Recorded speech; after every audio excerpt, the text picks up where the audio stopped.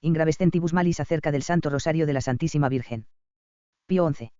29 de septiembre de 1937. 1.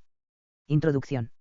No solamente una vez hemos afirmado como recientemente lo hemos hecho en la carta encíclica Divini Redemptoris, que a los males cada vez más graves de nuestro tiempo no se puede dar otro remedio que el del retorno a nuestro Señor Jesucristo y a sus santísimos preceptos.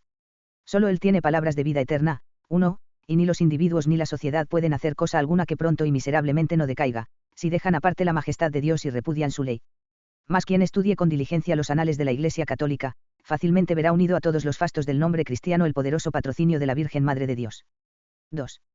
María y la historia de la Iglesia. Y en efecto, cuando los errores difundiéndose por doquiera se obstinaban en dilacerar la túnica inconsútil de la Iglesia y en perturbar el orbe católico, nuestros padres con ánimo confiado se dirigieron a aquella que sola ha destruido todas las herejías del mundo. 2. Y la victoria alcanzada por medio de ella trajo tiempos más serenos. Y cuando el impío poder maometano, confiando en poderosas flotas y en ejércitos aguerridos, amenazaba con la ruina y la esclavitud a los pueblos de Europa, entonces por insinuación del sumo pontífice se imploró fervorosamente la protección de la Madre Celestial, y los enemigos fueron derrotados y sus navíos sumergidos. Y como en las calamidades públicas así también en sus necesidades privadas. Los fieles de todas las épocas se dirigieron suplicantemente a María, para que ella, tan benigna, acudiese en su socorro, impetrando alivio y remedio para los dolores del cuerpo y del alma. Y nunca fue esperada en vano su poderosa ayuda por los que la imploraron con piadosa y confiada plegaria. 3. Los peligros del mundo moderno. También en nuestros días amenazan a la sociedad religiosa y a la civil peligros no menores que en el tiempo pasado. Y en realidad de verdad, porque debido a que muchos desprecian y repudian completamente la suprema y eterna autoridad de Dios que manda y prohíbe, se sigue que se ha debilitado la conciencia del deber cristiano, que languidece en las almas la fe, cuando no se apaga del todo, y que se conmueven y destruyen los fundamentos mismos de la sociedad humana. Así se ve, por una parte, a ciudadanos trabados en atroz lucha entre sí, porque los unos están colmados de copiosas riquezas y los otros deben ganar el pan para sí y para los suyos con el duro trabajo cotidiano. Más aún, en algunas regiones, como todos saben, el mal ha llegado a tal punto que se ha querido destruir hasta el derecho privado de propiedad para poner en común todas las cosas. Por otra parte, no faltan hombres que declarando honrar y exaltar sobre todo el poder del Estado, diciendo que es menester asegurar por todos los medios el orden civil y reformar la autoridad, pretenden que con eso se pueda rechazar totalmente las execrables teorías de los comunistas, mas despreciando la luz de la sabiduría evangélica se empeñan en hacer resurgir los errores de los paganos y su tenor de vida. Añádase a esto, la artera y funestísima secta de los que, negando y odiando a Dios, se declaran enemigos del Eterno, se insinúan por doquiera, desacreditan y arrancan de las almas toda creencia religiosa, y conculcan en fin todo derecho divino y humano. Y mientras se mofan de la esperanza de los bienes celestiales, incitan a los hombres a conseguir, aun con medios ilícitos, una felicidad terrenal en todo y por todo mentirosa y los impulsan por lo mismo con audacia temeraria a la destrucción del orden social, suscitando desórdenes, sangrientas rebeliones y la misma conflagración de la guerra civil. 4. Erigir la confianza en Dios.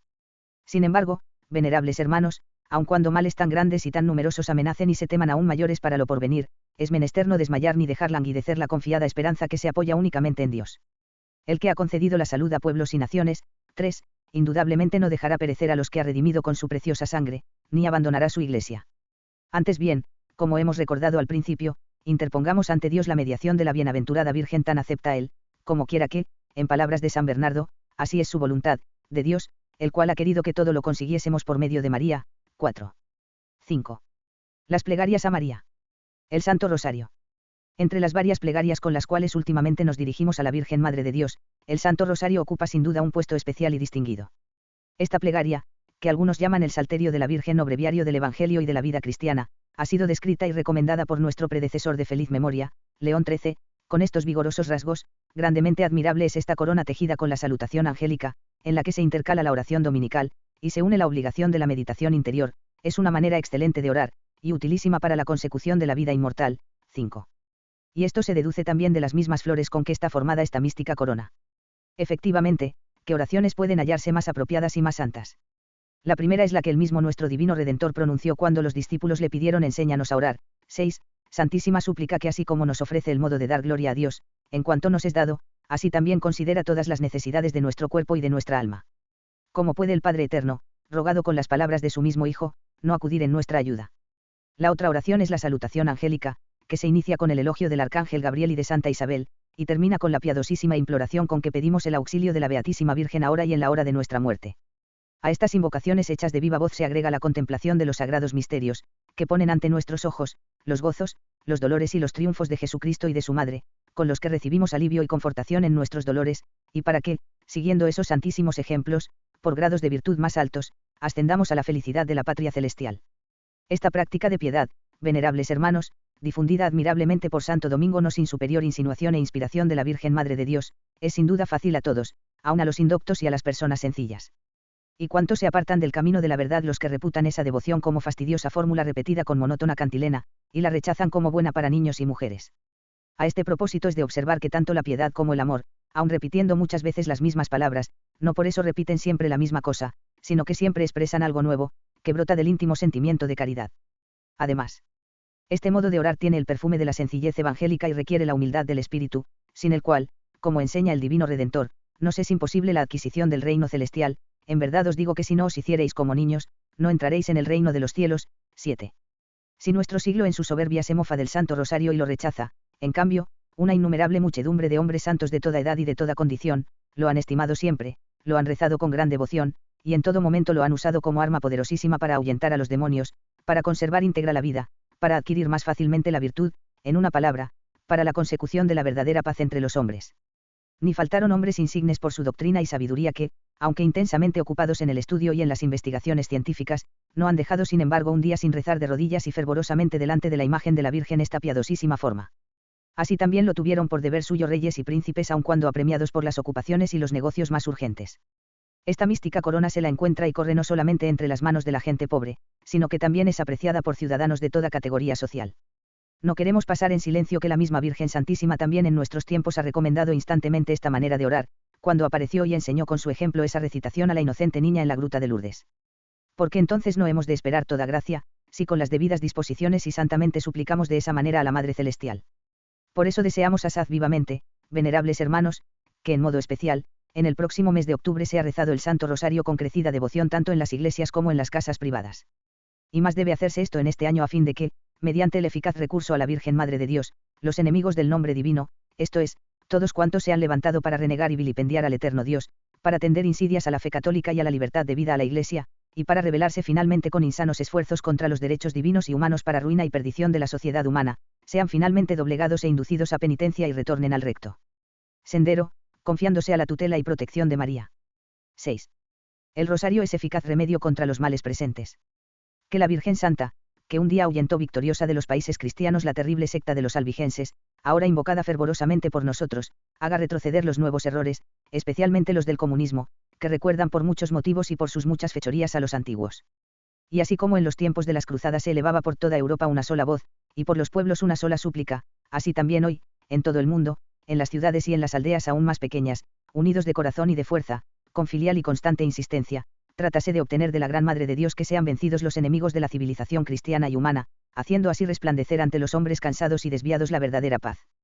Por tanto, si todos lo hicieren así, con las debidas disposiciones, con gran confianza y con fervorosa piedad, es de esperar que como en el pasado, así también en nuestros días la Beatísima Virgen impetrará de su divino Hijo que las oleadas de las actuales tempestades sean contenidas y calmadas, y que una brillante victoria corone este noble certamen de los cristianos en la plegaria. Además, el Santo Rosario no solamente sirve mucho para vencer a los enemigos de Dios y de la religión, sino también es un estímulo y un acicate para la práctica de las virtudes evangélicas que insinúa y cultiva en nuestras almas. Ante todo, nutre la fe católica, que se vigoriza con la oportuna meditación de los sagrados misterios y eleva las almas a las verdades que nos fueron reveladas por Dios. Todos pueden comprender cuán saludable sea esta práctica, especialmente en nuestros tiempos, en los que quizás aún entre los fieles reina cierto fastidio por las cosas del espíritu y casi disgusto de la doctrina cristiana. Luego reaviva la esperanza de los bienes inmortales, pues, al hacernos meditar en la última parte del rosario, el triunfo de Jesucristo y de su Madre, nos muestra el cielo abierto y nos invita a la conquista de la patria eterna. Así, mientras en el corazón de los inmortales penetra una ansia desenfrenada por las cosas de la tierra y cada vez más ardientemente los hombres se afanan por las riquezas caducas y los placeres efímeros, todos los que rezan el rosario sienten un provechoso llamado hacia los tesoros celestiales, donde el ladrón no penetra ni carcome la polilla. 8, y hacia los bienes imperecederos. Y cómo no se reencenderá la caridad, que ha languidecido y se ha enfriado en muchos, con un aumento de amor en el alma de los que recuerdan con corazón dolorido las torturas y la muerte de nuestro Redentor y las aflicciones de su Madre dolorosa. De esta caridad hacia Dios no puede menos de brotar necesariamente un más intenso amor al prójimo con solo que se detenga el pensamiento en los trabajos y dolores que nuestro Señor sufrió para reintegrarnos a todos en la perdida herencia de hijos de Dios. Por tanto, venerables hermanos, empeñaos en que esta práctica tan fructuosa sea cada vez más difundida, sea por todos altamente estimada y aumente la piedad común. 7.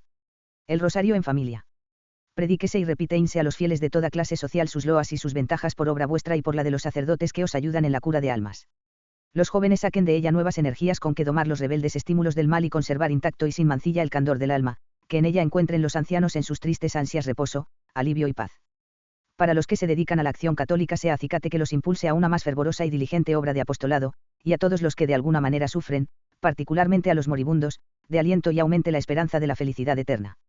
Y los padres y las madres de la familia en particular sean en esto también un dechado para sus hijos, especialmente cuando, a la caída del día, se recogen después de las labores de la jornada en el hogar doméstico, recitando, ellos los primeros, arrodillados ante la imagen de la Virgen, el Santo Rosario, fundiendo en uno la voz, la fe y el sentimiento, costumbre esta tiernísima y saludable, de la que ciertamente no puede menos de derivar a la sociedad doméstica serena tranquilidad y abundancia de dones celestiales.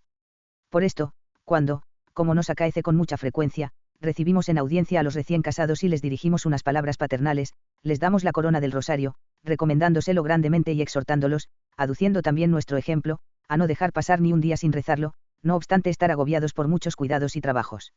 8. Exhortación final.